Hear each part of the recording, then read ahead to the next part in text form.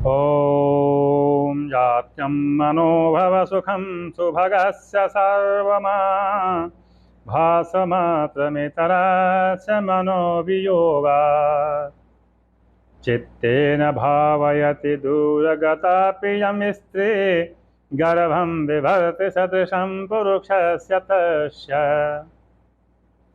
इस संसार में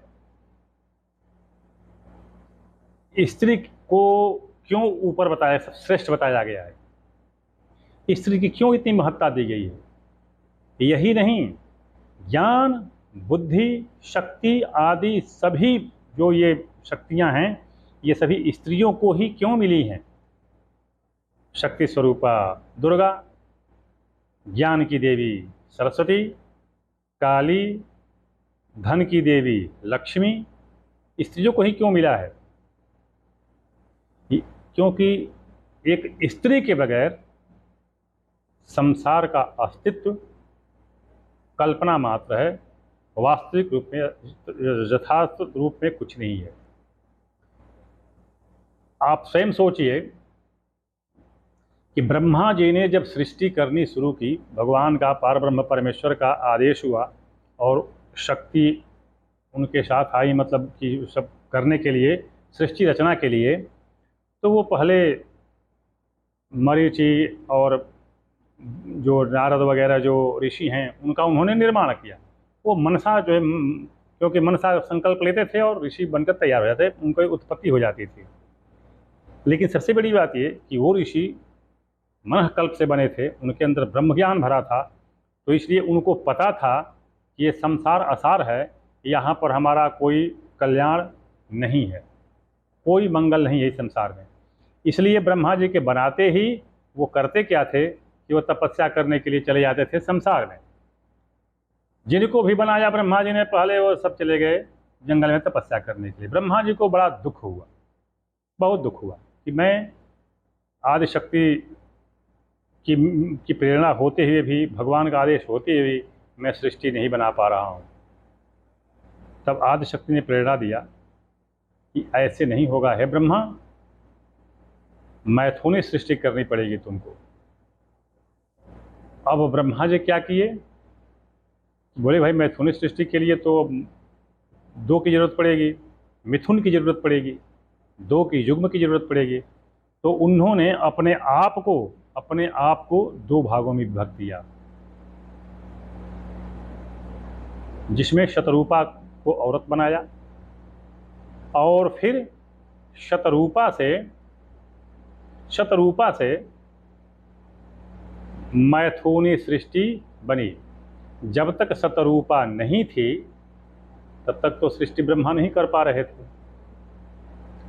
इसलिए स्त्री की महत्ता दी गई है, इसीलिए स्त्री को प्रधानता दी गई है, स्त्री को देवी माना गया है, स्त्रियों को सबसे ऊंचा स्थान दिया गया है। अभी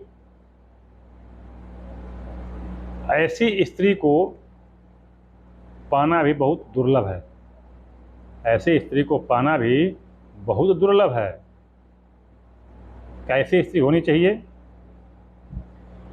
कार्ये दासी रतौ वैश्या, कार्ये दासी रतौ वैश्या, भोजने जननी क्षमा, आपदां बुद्धिदात्रे च सा भार्या भू दुर्लभा।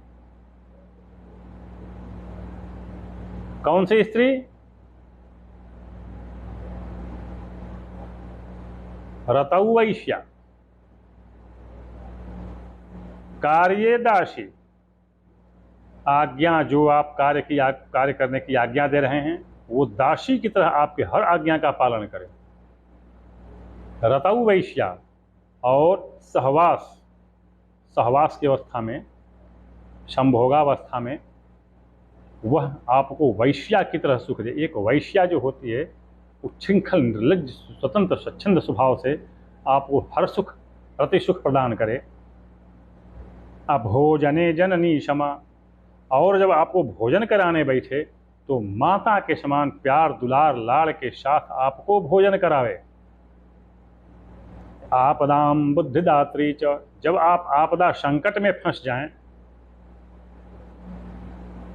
तो आपको बुद्धि, तत्काल बुद्धि उपलब्ध कराए कि कैसे इस संकट से आप उबर सकते हैं। सा भार्या भू दुर्लभा, ऐसी ही औरत स्त्री बड़ी ही दुर्लभ होती है और बड़े भाग्य वालों को मिलती है। तो मैं बताऊं इसमें, इसको बृहद जातक में भी आप देख सकते हैं, 73वें अध्याय में वराहमिहिर ने दिया है कैसे। तत्र देव मुनि सिद्ध चारणैर् मान्यमान् पितृसेव्य सेवनात् ब्रूत धात्रे भवने यस्ति किं सुखम यद्रह समवलंबन स्त्रियम। ब्रह्मलोक में तो पूज्यों की पूजा, सेव्यों की सेवा, देव मुनि सिद्धों का साथ, सिर्फ इतना ही सुख है। तात्पर्य कि ब्रह्मलोक में स्वर्गलोक आदमी अगर कोई जाता है तो वहाँ पर क्या मिलता है? जो पूज्य हैं उनकी पूजा होती है, सेव्य होते हैं उनकी सेवा होती है, देवता मुनि और सिद्धों का साथ मिलता है, ज्ञान विज्ञान के चर्चा का सुख मिलता है। वहाँ पर इतना ही सुख है। जबकि स्त्री के साथ से मतलब सहचर्य से उत्पन्न सुखों में उक्त सारी बातों के साथ साथ और भी अधिक सुख होता है। यही कारण है कि भगवान शिव को भी विश्वमोहनी रूप के दर्शन के लिए विष्णु जी जब स्त्री का रूप धारण किए थे, मोहिनी रूप, तो उसके पीछे पड़ गए थे। क्या कह रहे हैं? आब्रह्म कीटांतमिदं निबद्धं पुं स्त्री प्रयोगेन जगत समस्तम व्रीरातकायत चतुर्मुखत्तो मीशोऽपि लोभाद् गमितो युवत्याः। ब्रह्मा जी ने यह सारा संसार छोटे से लेकर बड़े जीवों तक इस तरह बनाया है कि उसके मूल में स्त्री पुरुष या नर मादा का संयोग ही है, तभी संसार है। स्त्री के प्रति आकर्षण होना कोई लज्जा की बात नहीं है। शर्त यह है कि विचार दूषित न हो, क्योंकि स्वयं महादेव जी भी स्त्री का रूप देखने के लिए एक बार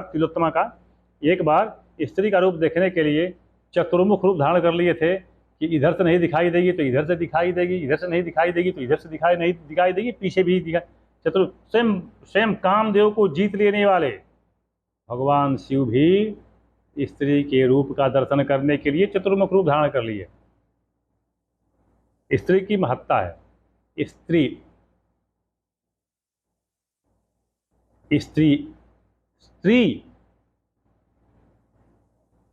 ये शक्ति इसी में है। जहां पर शक्ति गई तभी उसका अस्तित्व बना। जहां पर शक्ति गई, क में अगर अ नहीं बोलेंगे, स्वर नहीं लेगा, स्वर सुर सरस्वती शक्ति, अगर क में अ नहीं लगेगा तो क का उच्चारण नहीं कर पाएंगे। जैसे क बोलते हैं तो क में क ओ अपने आप आ जाता है, और निकाल दीजिए क बोला ही नहीं जाएगा। तो इसलिए शक्ति, चाहे वो धन की शक्ति हो, बुद्धि की शक्ति हो, शारीरिक शक्ति हो, सारी शक्तियाँ स्त्रियों में ही समाहित है। इसीलिए स्त्रियाँ सर्वथा पूज्य हैं, सर्वथा श्रेष्ठ हैं और सर्वोच्च पद पर आसीन भी हैं।